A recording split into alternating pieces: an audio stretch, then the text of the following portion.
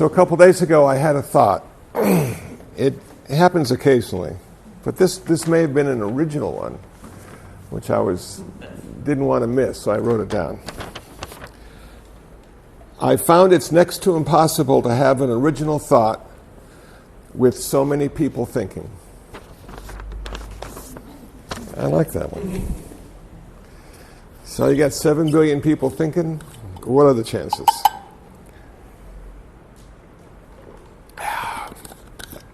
My Facebook page is doing well. I have a lot of people following me. And I got a comment the other day that I just loved and wanted to share with everybody. And my response. Hey, Mr. Kusala. I've listened to just about all your podcasts, and I really like them. I just want to let you know about a trend I've noticed. It's that you are repeating common themes and ideas over and over. If you continue this trend, I will still listen to your podcasts. All I'm saying is that you might want to broaden your horizons as far as your podcast discussions are concerned. Good luck. And so my response was, yes, I think your observation is correct. In the 45 years that the Buddha gave Dharma talks, he only spoke about 2 things. Why we suffer and how to end suffering. I'm doing my best to stay on message. So it can be a dilemma if you give a lot of talks. I sometimes give 5-6 talks a week. And oftentimes I want to be creative and have a unique talk each time, but it's almost impossible. So it reminds me of the old days when you had vaudeville, and then the new days when you have sitcoms. So in vaudeville, what you do is you create an act, and you take the same act and do the same thing in all these different towns, and people would applaud and be really happy that you showed up, but they'd never see your act twice. And then you come to TV with sitcoms, and you find you need new stuff each week. And you have 14 or 15 writers in there working hard to create new stuff, and we just consume it at such an amazing rate that it's difficult to be unique and have new things to say and do and think about. So I have given up trying to be unique in the sense that I'm going to have a syllabus each time I talk, but simply talk about stuff that I've been thinking about and wondering about, and perhaps have an opinion about. So a couple weeks ago, I was in Santa Monica, and I was talking at Against the Stream, and it went pretty well. And I recorded it, and it's on my web page, and it's on my podcast page, and there's like 1,000 people that have listened to that talk. So it must have been triggered something in people, and they must have shared it. And so I'm going to give you just sort of a little insight into what I talked about and why it might have been accepted with such enthusiasm. You know, we all have to die, and it's just a matter of time. And in August, the full moon day of August, there's a Mahayana tradition, celebration, memorial called Ulambana. Ulambana happens on the full moon day of August. And if you recall, this last full moon day was the great, giant, big moon. So everybody's really excited about that. And a bunch of Buddhists were celebrating dead people. And it's sort of like Halloween, I suppose, in a way, or the Day of the Dead in Mexico. But it's like really important to remember them because there are so many of them. In 100 years, there are going to be 7 billion people dead. Where are we going to put them? Are we going to bury all of them? And of course, in their place, there'll be like 12 billion. And then another 100 years, they'll be dead. And this world will be getting bigger and bigger and bigger because we keep putting people underground. We're going to have a huge Earth one day. filled with a bunch of dead people. So Ulambana is to remember and celebrate the ancestors. And if you ask a Christian who the first family was, they might say Adam and Eve. And if you ask a Buddhist who their original ancestors were, they would say they didn't have one because there was no beginning. There have always been ancestors. And because of all those ancestors that walked before us, we're here today. And in the West, we don't pay too much attention to all the dead people because we have so many things we like to do. But in the East, they have altars and pictures and ceremonies to stay connected, which I think is really wonderful. And in our Ulambana ceremony at our little center down the street, we cut bamboo and we put it by the front door. And as the wind rustles through the bamboo, it's said that sound catches the attention of the spirits that haven't been reborn yet. Now, can you imagine being on Earth and not having a body? How boring would that be? What would you do? Where would you go? There'd be nobody to talk to, nothing to eat. And so what we would do is encourage all those spirits and spirit energy to be reborn, and we'd give them a Dharma talk on how to get reborn. Now, it may sound fantastical that people in 2014 do that kind of stuff. And I know if you don't come to Buddhism as a religion, but come to it as a therapy or a lifestyle or a philosophy, you may think that the religious Buddhists are a little bit odd in wanting to come in contact with all those dead people who may or may not exist at all. And yet, there's something true and authentic about it because a lot of them don't seem to go away. If you've lost people in your life and you mourn them because they are no longer here, I bet if you listen carefully, you can still hear them in your head. I can still hear my mother telling me to take out the trash. She's going to be in there until I go, even though she's no longer with us and happily in Lutheran heaven. But as I thought about the dead people, I thought about the fact that none of us knows when it's going to happen. A friend of mine just passed away a couple weeks ago. He was a Buddhist scholar, 85 years old. He had more energy than anybody I've seen at any age, and he just loved to think and write and talk about Buddhism. He wrote over 50 books on Buddhism. He could give a Dharma talk about any subject, anytime. All you had to do was ask him. No notes, no references, bang. He went to Australia to set up a Buddhist college, and he's flying back, and he died in his sleep. Now, I heard some groans, but you know what? Can you think of a better way to go? Man, he had a hot dog, a little beverage, laid down to sleep, and he died. Now, we can't blame the hot dog. He was 85. And then other people die in horrific ways. Horrific ways over long periods of time. And I was listening to NPR just the other day, and a doctor who's a heart and lung specialist said death is one of the hardest things anyone is ever going to do. So I thought to myself, well, how do we have a good death? And it seems in Buddhism the way to have a good death is to have a good life. And then how do we have a good life? What is the most important thing in our life? What determines our quality of life? And what is the one thing that migrates to the next lifetime? That's the thing we should be most concerned about, I suppose. It's that thing that migrates. It's that thing that will be reborn. So as I was talking about this, I reflected on a book I am now reading for the third time called The Dancing Wooly Masters by Gary Zukav, spelled W-U-L-I, Wooly Masters. He also wrote Seed of the Soul and a few other books. And this is an introduction to quantum physics for somebody like me who knows nothing about advanced math or science, but finds it interesting nonetheless.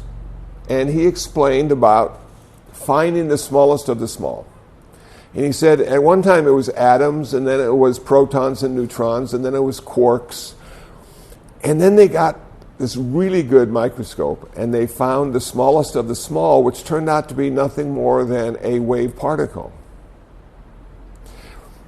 And that got me to thinking. I said to myself, isn't that interesting that a wave particle happens at exactly the same time simultaneously? And depending on how you're looking at it, you would either see the wave or the particle, but not both. Okay, so this is how my mind works. I'm thinking the Buddha was sitting underneath the tree 2,600 years ago, and he achieved nirvana. And he did something that others hadn't done. He saw the wave and not the particle. Because everybody else was talking about the particle. The one, the great one. The hierarchy of particles. Brahma, the creator particle, was on top. We come to the people of the book. Who do they talk about? They talk about the particle, the one God. What do Buddhists talk about? They talk about the wave. They can't find the particle. All they see is the wave. What is the wave? How is it represented? It's represented as anicca, impermanence, the river of change and flux. So the Buddha woke up to nirvana 2,600 years ago and said, I have found the truth, and the truth, as far as I can tell, is the wave. Wow, cool.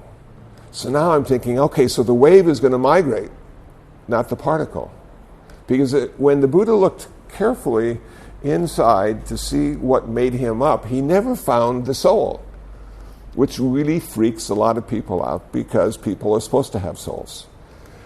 But the Buddha said, well, I looked really carefully, and nothing seems to be permanent and independent and apart from everything else. All things seem to be interconnected and interdependent and always changing. So there may be, in fact, a soul, but it isn't who you are. You seem to be more of the river than the rock. You seem to be more of the process than the event. So I'm thinking to myself, okay, so now we have this process that's going to be going from this lifetime to the next lifetime, this sort of wave river thing. And particles, not for us. For my mom, she had the particle, and she went to visit the other particles. And it was nice, and she was happy about that. So then I thought, okay, so what's going to go? It's going to be the karma. It's going to be the cause and consequence of everything we thought, said, and did. This ever-changing flux and flow of cause and consequence. And if you look at Theravada Buddhism, the early Buddhism, they say to you that when you die, your karma will migrate to the next lifetime. But you won't go, and that just makes people feel so uncomfortable that they don't get to go. But they never got to go anywhere, because by the time they became somebody else. It never stopped for them. There's no plateau that we reach as a human and say, this is who I am. The Buddha said we're in a constant state of becoming something else all the time, and it never stops. So we migrate into the next lifetime, and we need two things for it to work, and we need a sperm and an egg. And apparently with 7 billion people, we got plenty of those. And bang, the new life starts again, consisting mostly of old karma. But as soon as you start to think, speak, and act, you are now changing that flow of karma and giving it a value or a quality, skillful or unskillful, more suffering or less suffering. And some people start their life off with really good karma and screw it up along the way. And some people start off with the worst karma and end up with the best karma. And that leads me to believe that nothing is predestined in Buddhism, that in every moment we're awake and making a choice, we can make the choice to be more skillful, to have a better outcome. We don't have to settle for what it is now, because now is what determines what happens next. I thought, that is so cool. So now we have all this karmic energy that's been released and hasn't found a sperm and egg yet, and they're just all flowing around. And so we have our bamboo, and the wind is rustling, and we have these big wooden blocks, and we clack them together, and then we have our ceremony, and we even speak names of dead people, and they come to the center, and we feed them. They might be hungry.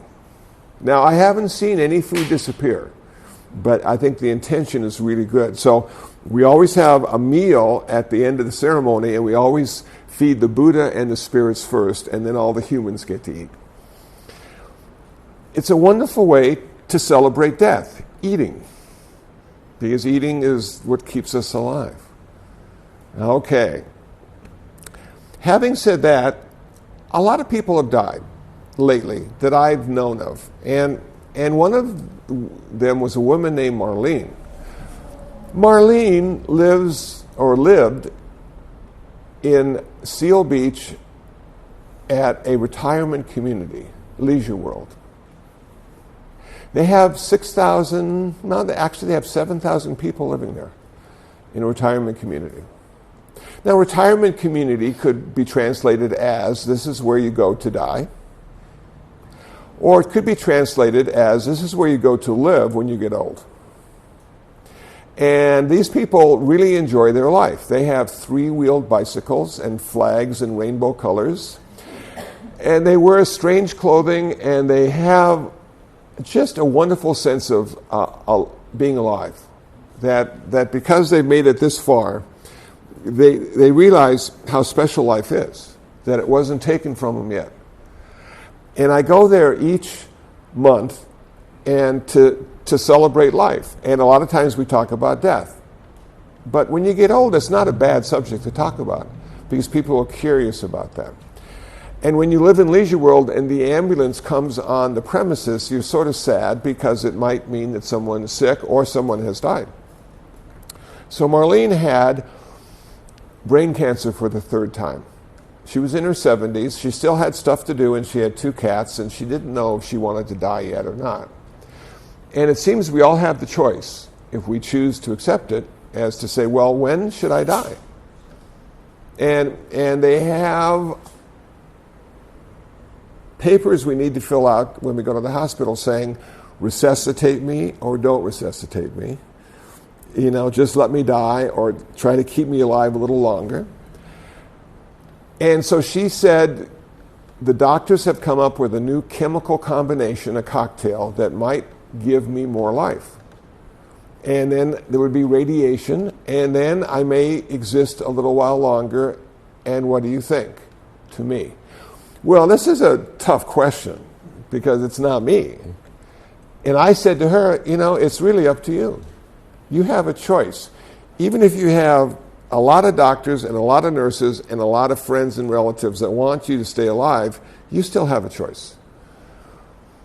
And she ended up dying, and so one of the women asked me to write something about death in a very Buddhist way for the Buddhist Club, and so I shared that yesterday.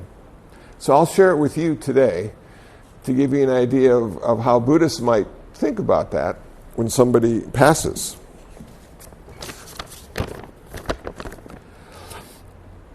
As a Buddhist, death should come as no surprise.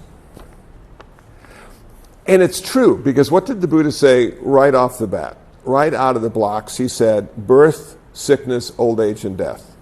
That's what's ahead for all of us who are lucky enough to be born. So, okay, we're all in denial, thinking it's not now, and it probably won't be us for a long time, but it could be. But the time of death is always a surprise to the one dying. Now, I have a friend, her name is Mary, she works in a hospice. And then one day she had 5 of her clients pass away. And she was surprised. And I says, well, why are you surprised, Mary? You work in a hospice. She said, well, I'm surprised because not one of them thought today was the day. So even when you get to the hospice, if you're so lucky, you're probably going to wake up in the morning refusing to believe today is the day. It could be a blessing, though. This never seems like it's going to be the day, week, or month it will happen. I suppose it's a blessing of sorts. That being the case, every day we make a choice to have a good day and a good death. If you really understand having a good death means you have to have a good life, then having a good day leads into having a good death. Karma. Karma is the key to life and death. I am the owner of my karma. I was born because of my karma. I am dependent on my karma. I will die because of my karma. Whatever intention I have, speech or action, I shall do, whether skillful or unskillful, the results will be mine. Talk about a lot of accountability. Talk about no grace. Talk about no forgiveness. That if we screw up, the idea is to do something so remarkably well that it shadows the time we screwed up. That we can hardly feel any of the results of our unskillful thought, speech, or action. In understanding the importance of karma, we can be proactive in the way we live and the way we die. Mind and body. Mind and body are of the nature to decay. I have not gone beyond decay. Mind and body are of the nature to be diseased. I have not gone beyond disease. Mind and body are of the nature to die. I have not gone beyond death. Can you imagine waking up every morning and saying that to yourself? How would you look at the world? How would it change the way you experience the world? It probably would allow you to be a bit more authentic and come to this place of Buddhist reality. Change, constant change. Youth into old age, life into death. And we're in that river. And we can't ever get out of it. We can't ever stop it. We can't ever change the flow. So in accepting that, it allows us to be at peace with the ever-evolving mind and body we call us.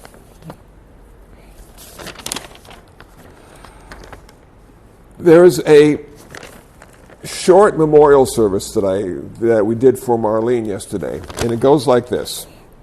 O Buddhas and Bodhisattvas, abiding in all directions, endowed with great compassion, endowed with foreknowledge, endowed with divine eye, endowed with love, affording protection to sentient beings.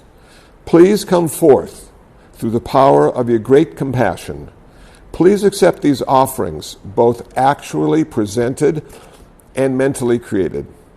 O compassionate ones, you who possess the wisdom of understanding, the love of compassion, the power of divine deeds, and of protecting the incomprehensible measure, Marlene passed from this world to the next.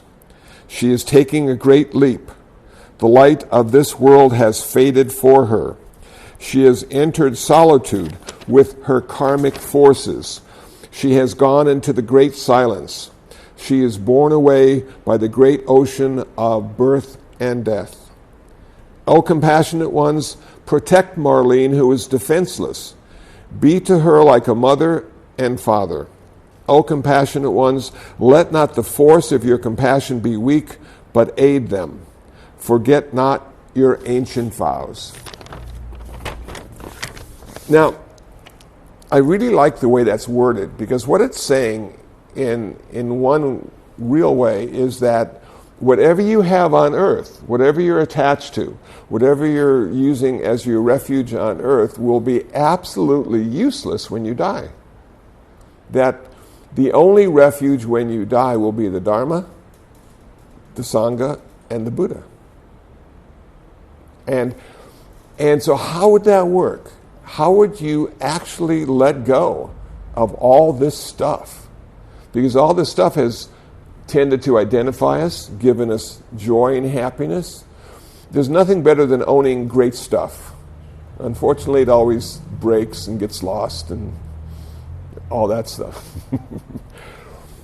So here we are. We have the secular Buddhist who has a philosophical view, a lifestyle view. We have the religious Buddhist who's saying, okay, there's going to be great fear because I'm going to be going into the mystery. And by having the Buddha with me, or the Dharma as my guide, the mystery may not have as much fear. And I thought to myself, every time we sit and meditate, what are we doing?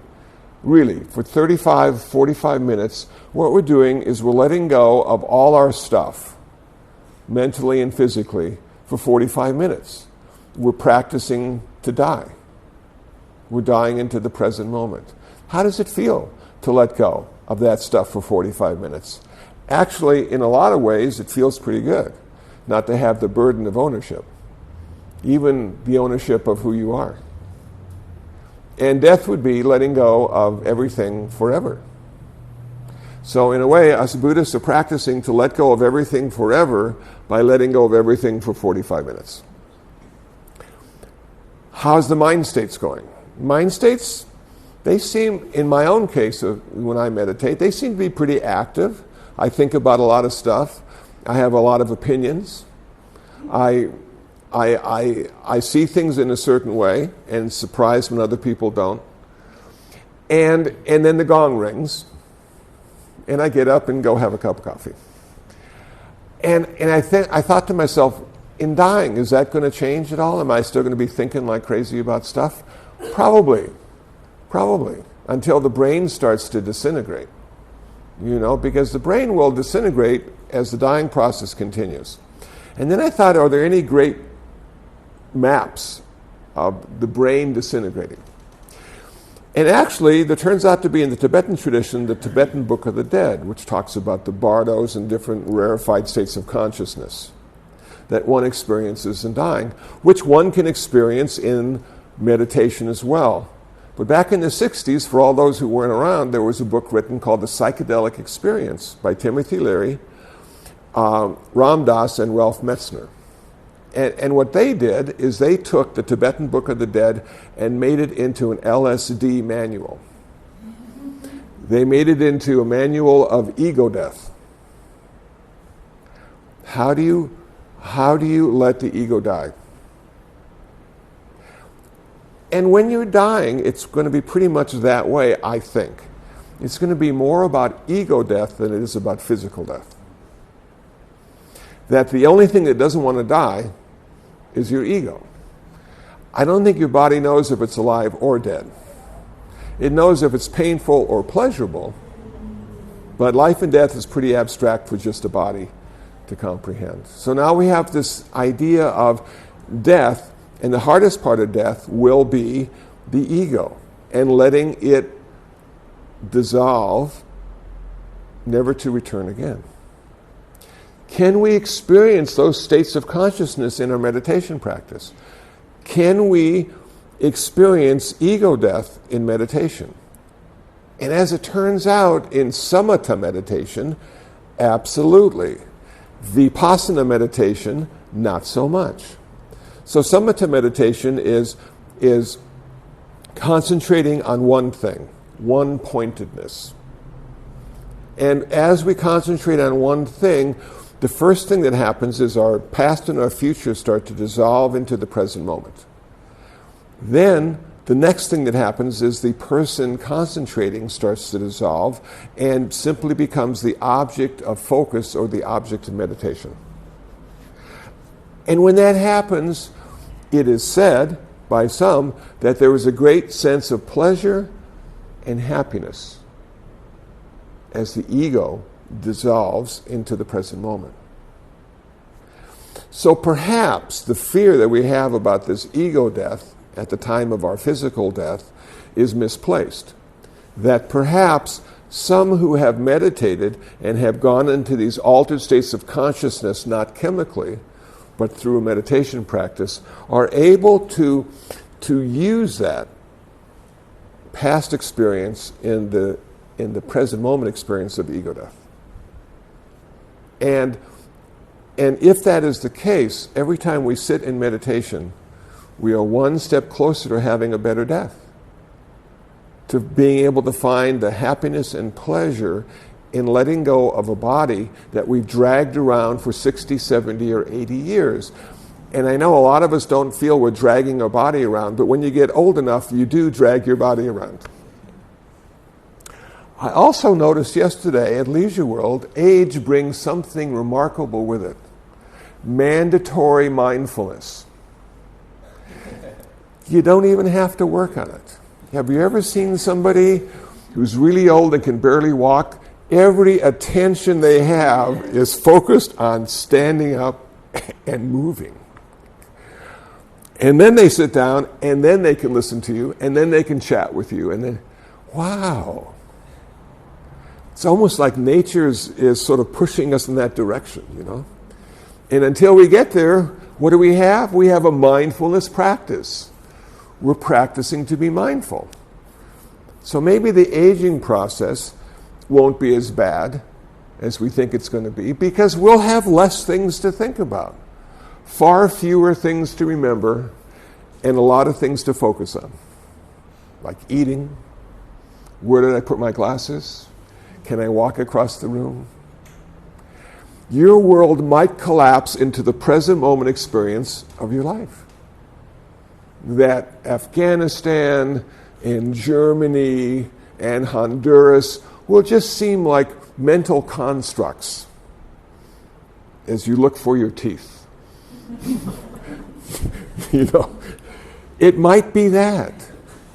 So in this long journey from birth into death, in this long journey of creating mindsets that allow us to suffer less, be of service to others, and ultimately come to a place of our own demise with skill and focus,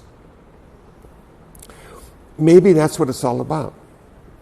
Maybe all the other stuff we just make up. I was talking to somebody the other day about success. Success is something that is apparent on the outside. But as we meditate and get old, what we find, that success starts to go away and something else takes its place, and that's the fulfillment. That's the internal reality of success, not the external reality.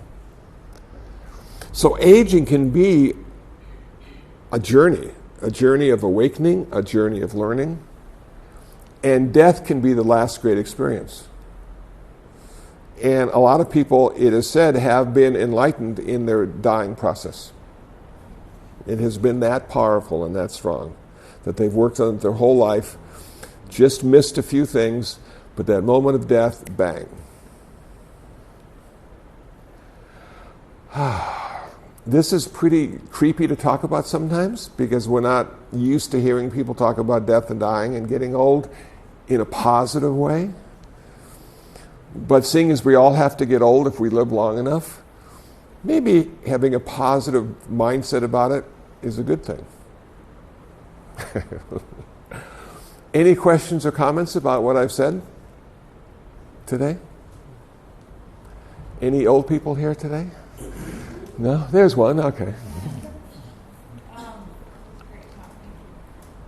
So, with older people who we love and are close to, who don't really have a practice or any kind of spiritual regime in their lives, who are close to death. What do you do, huh? Yeah, you can't force anybody to have a practice. We have, I live in a meditation center, and for a long time, if you lived there with us, you had to meditate. Mandatory meditation. Didn't work at all. You're not going to get anybody, even in a living experience, to go and meditate. Okay. My mother she was Lutheran, so she didn't meditate. And dying for her was a much different experience, I'm assuming, than will be for me. But what I did is I stayed in contact with her, and I talked to her every day. I actually changed my phone plan so I could talk to her every day. And we would talk about dumb stuff like Law and Order. She loved that TV show, watched it every day.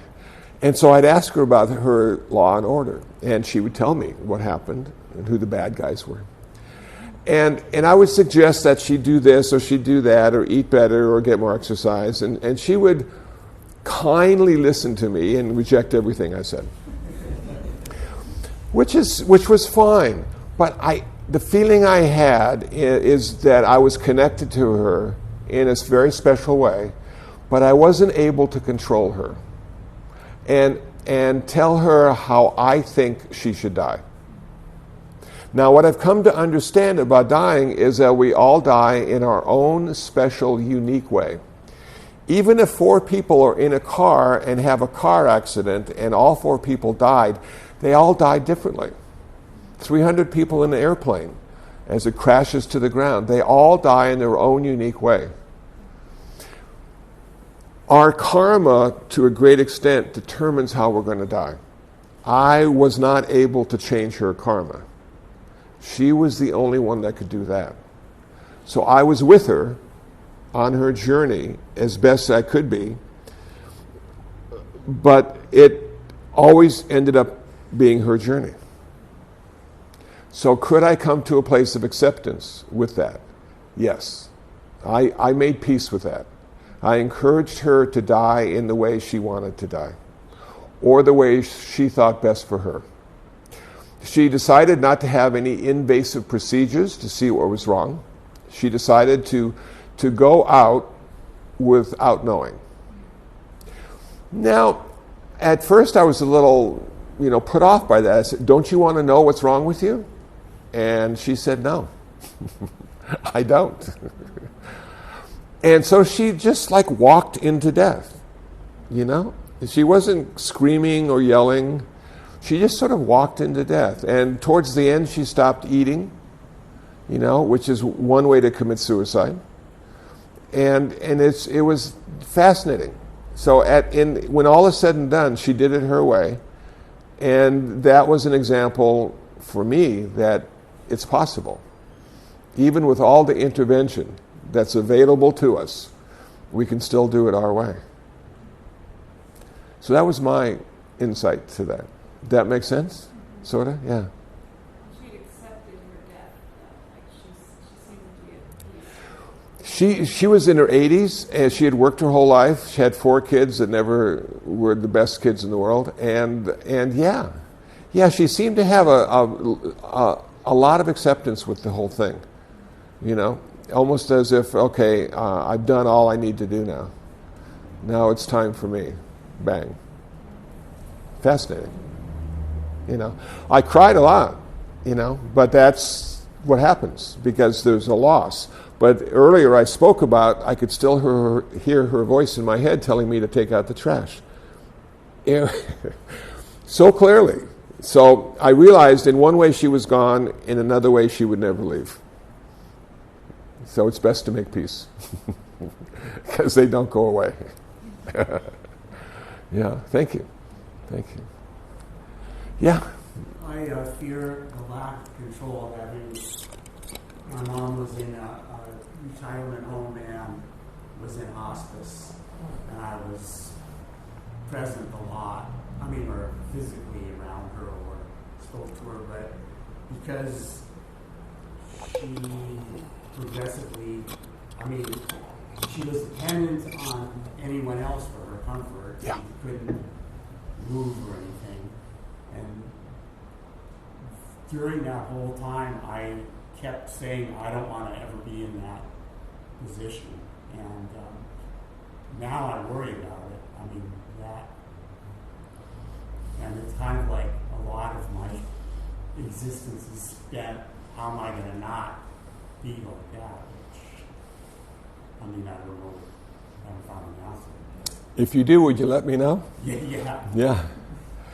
It's a dilemma, because what we ultimately end up doing is letting our control go. We have to surrender to the process. Somebody the other day said to me, you're really lucky to live in a meditation center. All those people can take care of you. I said, oh yeah. Good luck on that, It's interesting.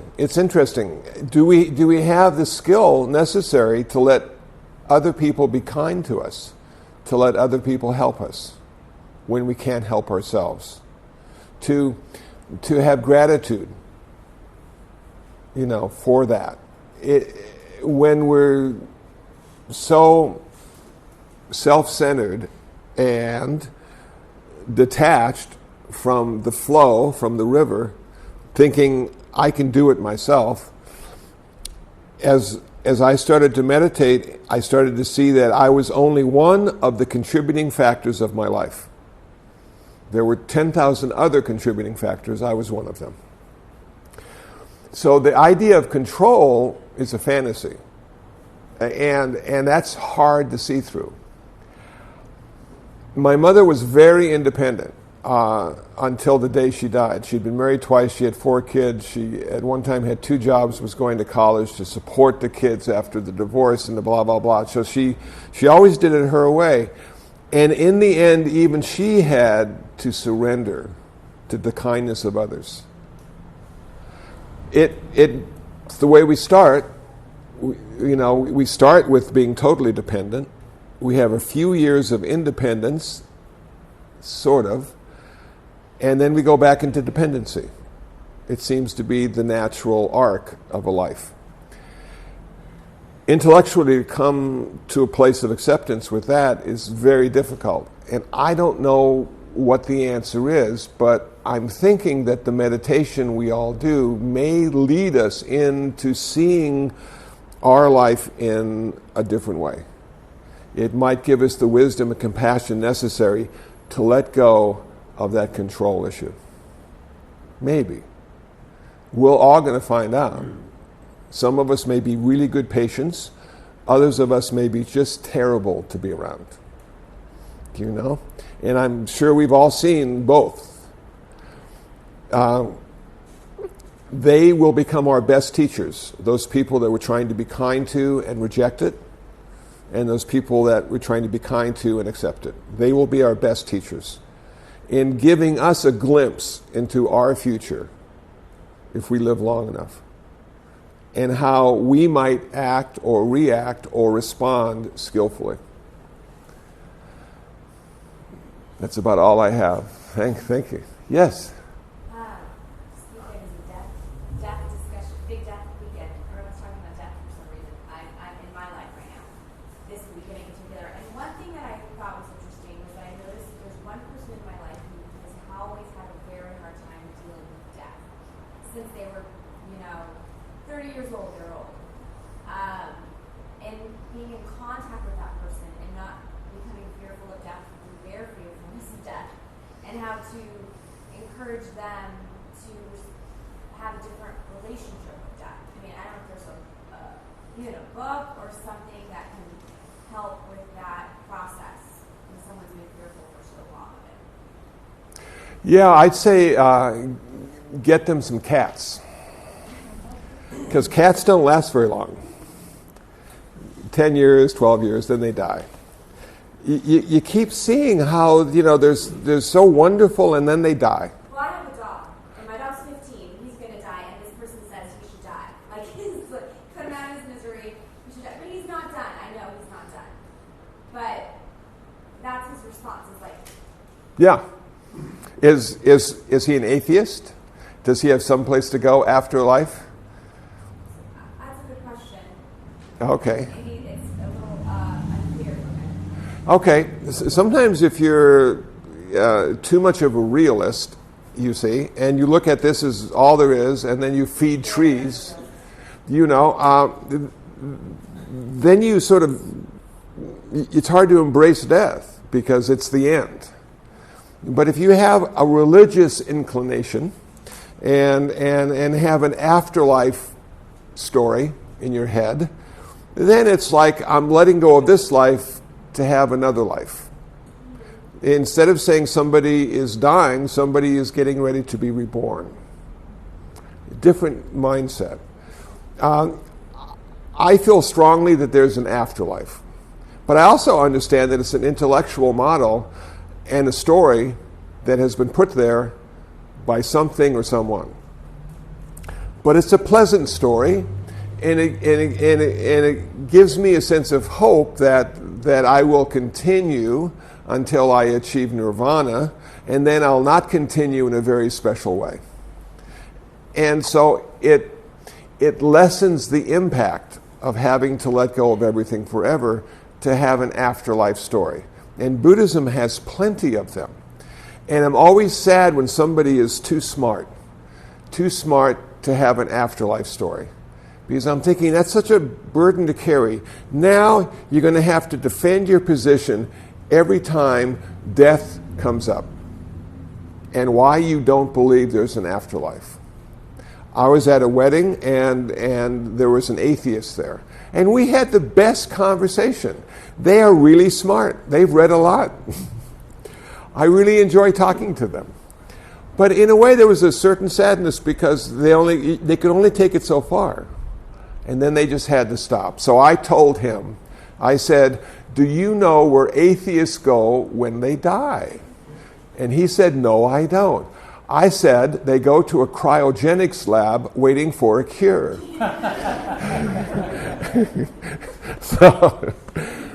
So even they may have a place to go, you know. But it is sad, and you can't give them that afterlife story. You see, you have to hope, encourage, stand aside, wait for them to find one that works for them. So my mother, who was non-religious for years and years and years, became very religious towards the end. And she hadn't been in church in a long time, and she called the Lutheran pastor. And she found God again and knew how to die. And if nothing comes out of this talk other than maybe I need to reflect on how I'm going to die. Because we don't know when, and we don't oftentimes know how. The religious in our life will tell us how to live, rarely tell us how to die. But Buddhists are good at that. Buddhists like to tell people how to die because they know it's going to happen. And in learning how to die, ironically, you learn how to live in a skillful way. Thank you. Yeah, that's good. Oh, yes, hi. What is the Buddhist view of suicide? Yeah, Robin Williams. What is the Buddhist view of suicide?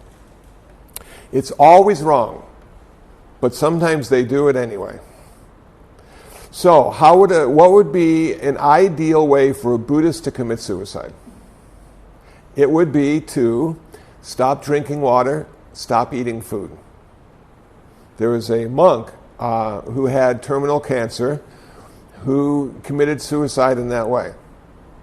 Now, is there a karmic consequence for that? Yes. There's always a karmic consequence for taking a life, whether it's justified or not. Always a consequence. But sometimes the consequence is smaller, sometimes it's greater. So you want to proceed and have the smallest negative consequence you can in taking your own life. Unfortunately for a Buddhist, it doesn't end there, because immediately you're reborn again. So what did I posted something on Facebook saying, suicide is a mistake you won't have to live with. But the word mistake, it was in that.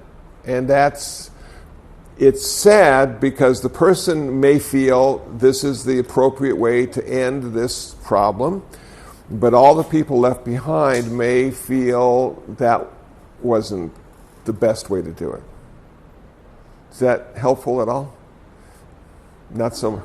I mean, if you imagine people, of course, in great pain with cancer,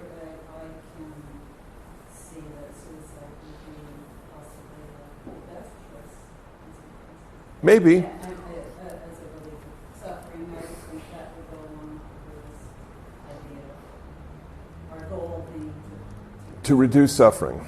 One second. I had that same issue with putting a cat to sleep. Should I let the cat die naturally? Because all cats are going to die. All dogs are going to die. And so a few times I let them die naturally. And one of them had the worst death I've ever seen. It was just terrible. I felt so bad. So the next cat that was going to die, I had them put to sleep. And in having them put to sleep, I also received some of that negative karma because my intention, though being in the right place to prevent the little cat from suffering, I still had to take his life. And I didn't personally have to take his life, but I had it initiated. So, but I was willing, as a Buddhist, to have that cat life cut short so it wouldn't have to suffer. Absolutely. And as the baby boomers now all crowd into this old age and death place, you know, my mother used to say, those death panels, I don't like them, I don't like them. They're all going to decide whether we live or die. That may be the case in the future. We may have death panels to decide whether there's enough pain and suffering to take their life or not. And I don't know if there's a right or a wrong in that, a good or a bad. I don't know. It's a tough one. Yes, I have two things actually. First, one, I've always often wondered one of the most famous images in history is actually Buddhist committing suicide. you know, I can't hear you. Okay, one of the most famous images from history is actually Buddhists committing suicide in the Vietnam War because the conflict was, people don't realize this, every major conflict since we got religion. In Vietnam, the Catholics were stronger and the Buddhists were being suppressed. So one of the most famous pictures is of a group of Buddhists lighting themselves on fire. Right. Thich Quang Duc. Our house is named after that monk who self-immolated. Now, is that a good thing? Did that bring attention to the plight? Yes. Did it change anything? Not so much. We're now buying T-shirts from Vietnam, communist country. Everything just keeps going on. It was a political statement more than a spiritual statement. If he hadn't achieved nirvana by the time he lit himself up, he probably is in hell right now. And he was willing to take that consequence to make his political statement. So there was a monk in Sri Lanka that killed himself because of animal rights, and he was protesting that animals were not being treated fairly. And I thought to myself, isn't that really dumb? Because once you kill yourself, that's sort of it. But if you're still alive, you can form coalitions, you can do advertising, you can do all sorts of stuff to help the animals. But once you're dead, you're dead. So I think, you know, taking your life for a political statement, martyrdom, it doesn't work for me. Well, the other thing I have is that I've said this before in meetings, I think since the middle of May, I've been Twitter attacked. And whoever this person is, they've actually said things like, it's time for you to go to the next life. They've criticized me for being Buddhist, they said I should go to Tehran. Whoever they are, I can sense that they're very conservative and Christian. And because I'm vegan, Buddhist, Catholic, kind of odd, so I fit in my own little category, I think. This person is, I'm learning how to deal with it by just ignoring it to a certain extent. This is the first weekend so far, since the middle of May, that he has attacked. And I just don't know, I don't understand why this person is going this far. I don't understand what's in their mindset. Because they seem to know enough about religion, spirituality, that they've studied chakras, and they studied other stuff. Thinking, where are you coming from that you're attacking? I heard most of it, but not all of it. I'm sorry. My hearing's not very good. Your voice isn't very loud, and there's fans going on. Yeah. But when I think about engaged Buddhism, I think about people who are reducing suffering in the world. And that is the only reason they're out there. If a Buddhist was faced with a person starving and a person fasting and had to decide which one to feed, it would be the one who was starving, because they would be the one who was suffering. So, thank you. Yes, last question. I wanted to say, it might help people dealing with people who are about to pass or whatnot. My grandmother died 3 months ago. She had a stroke, and it just went down after that. And she was in the hospice care in New Jersey, so I flew back to Jersey. And I was with her, and it was just so devastating to see her. Because again, like your mom, my grandmother was always very independent. She was very strong. She did everything on her own. And I remember when I walked into the room, we like caught eyes, and then she didn't look at me again. And I stood there and I stayed there with her for 2 nights, and I slept with her. And I felt like the only thing I could do was to just tell her to go. That it was okay. That it was okay. Yeah. That it was okay. And even though as I was saying it, I was crying, and I pretty much cry every day since, just thinking I'll never be able to hug her and whatnot. But I felt like that was the only thing I could do. Was just tell her that it was okay to go. Yeah. And then helping you go by prayers, meditation, recitation. Yeah. Yeah, absolutely. Best gift you can give someone who's about to pass. So like your question was like, how do you help somebody or whatnot? I feel like that's, Yeah. just letting them know that it's okay. Yeah, it's definitely part of life, beginning and end. Yeah, thank you for that. Well, we're over time. Quick loving kindness meditation for all those left behind, still alive, with stuff to do and places to go.